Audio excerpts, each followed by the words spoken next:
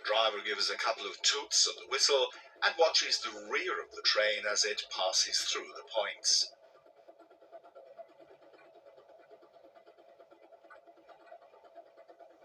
On the left is a small water tank for refilling the boiler if an engine runs low. Just ahead on the right is Fisher Ground Campsite with its attendant halt. The campsite is popular and well regarded. In a list of the world's top 50 campsites compiled by the Independent newspaper, Fisher Ground was in the top 20 and was number 4 for children's environment. Quite an achievement. Now we're through Fisher Ground Halt, the end of the line is looming. There's just Beckfoot left before we reach our destination at Dalegarth. It's a little over a mile away and we'll be there in 10 minutes and at Beckfoot in 5. But there's still plenty of history left and lots to see.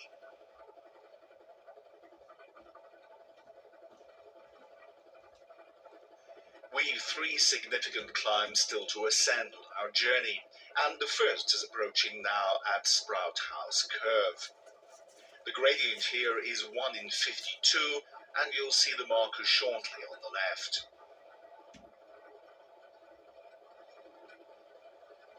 Sprout House Bridge comes into sight, and you have to look hard at first to see some obstacles on the line. There's a small flock of sheep here sheltering in the shade from the heat of the sun. But it's obviously a regular spot for them, and they recognize the danger and quickly move aside to let us pass. Northern Rock takes up the strain of the climb, and you can hear the familiar rhythm alter as we slow. The sound of radio communications has been a fairly constant feature in the background. There are 3 engines running on the line at the moment. Ours, the Northern Rock, the Douglas Ferrero, which we passed at Urton Road, and Wroxham Road, the bright blue locomotive from the Bure Valley Railway we saw as we left Ravenglass.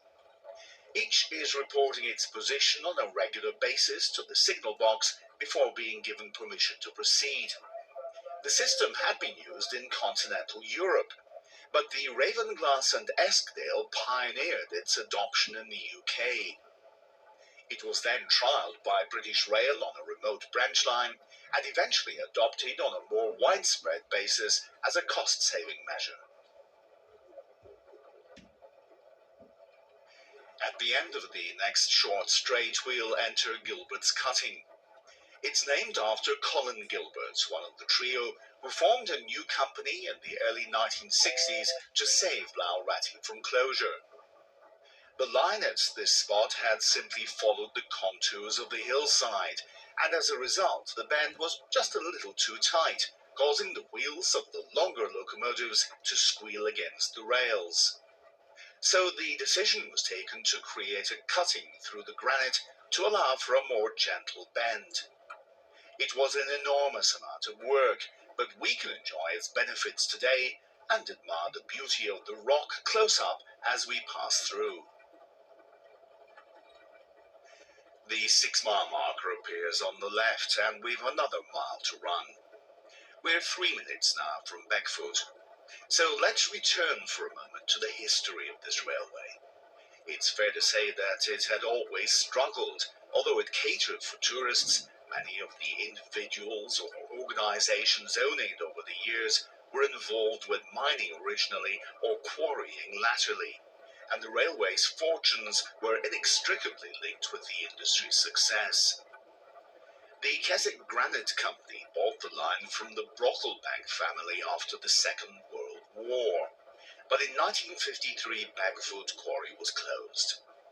However, the line remained open for passenger services, not because it was making money, quite the opposite, but because the losses could be offset against tax.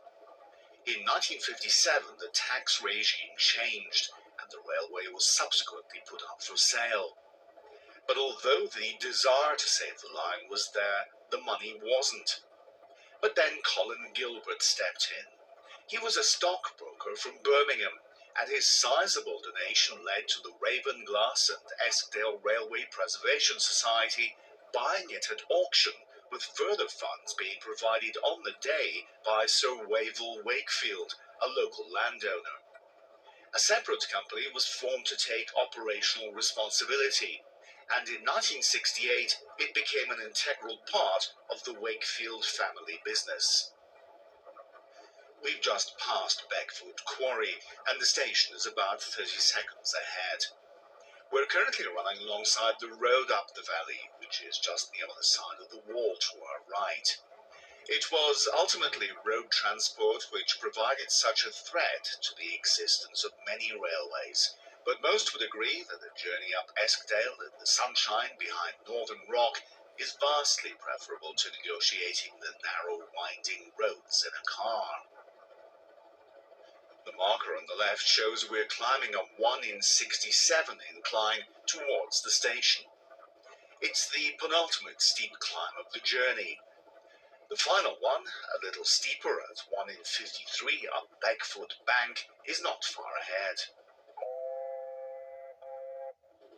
The station comes into sight with its long platform, and the Stanley House Hotel is on the right. What could be better than arriving here by steam train for a holiday in Eskdale? We'll stop for a moment at Beckford, and a toot on the whistle warns anyone ahead at the level crossing of our approach. If there was one name during the period following the auction of the line which stands out, it has to be Douglas Ferreira. He's acknowledged by many as being a driving force for the modernization of the Ravenglass and Eskdale, and he played a huge part in making the railway what it is today. It's fitting that his role is recognized by the naming of the beautiful scaled diesel hydraulic locomotive after him. But this railway generates a passion in those involved in it, whether it's those who are employed, those who volunteer to help out, or simply those of us who travel on it. Laurati is seen as a worthwhile cause, something that's worth preserving and nurturing. But there's more than just passion involved. The workshops at Ravenglass are home to an immense amount of railway engineering knowledge, and it's underlined by our locomotive Northern Rock, having been built there in 1976. To create a steam engine is a real engineering challenge, but Northern Rock has also been a huge success and has been lovingly cared for in the years since. We've just passed the incline marker which shows we're climbing the 1 in 53 Beckford Bank. To our left is the former Guild Force junction to Boot. That's another half a mile on. The line arrived there in 1876, though it was to be much later before passenger services made it. The track grading was particularly tough, with a gradient of 1 in 32 in places. When ore was being brought down the line from the Nabgill mine, it was the practice for a train to be taken up there in the morning and return late in the day. It's recorded that the crew, in between times, would drink themselves comfortable at the local pub. The line to Boot diverged left here to pass up behind the Dalegarth cottages which are approaching. Our destination is behind the trees on the right at Dalegarth, from where a tramway ran half a mile to the Guildforce mine. Originally, Dalegarth station was just in front of the former miners' cottages, but was moved to its present position on the south side of the river in 1920. It made good sense to do this from a tourism point of view. A location by the main road up the valley was far more convenient for everyone involved, and the beautifully designed cafe in place today is a good spot to visit for its excellent choice of food, whether you're traveling by train or by car.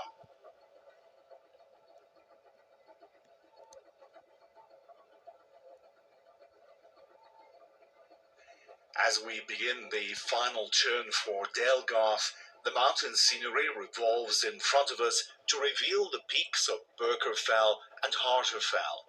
Hardknott Pass is just to their left. Birkerfell is the oldest part of the Borrowdale volcanic group, and much of its surface is composed of lava flows.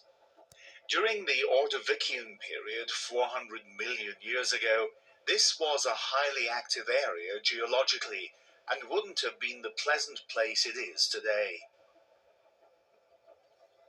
We're now beginning to slow for the platform at Delgarth. There's one final obstacle ahead of us, the only serious river crossing of our journey over Willen Beck, a tributary of the River Esk. The track splits at the points to direct us to the correct platform, and the buildings of Dalegarth Station come into sight. The spacious car park is on the right, and the modern station buildings await the hungry and thirsty travellers. The trestle picnic tables on the platform will quickly be filled by passengers taking advantage of the heat and sunshine of the day. Small groups watch our arrival, and ahead at the end of the platform is the turntable, waiting to prepare Northern Rock for her journey back down the valleys to Ravenglass.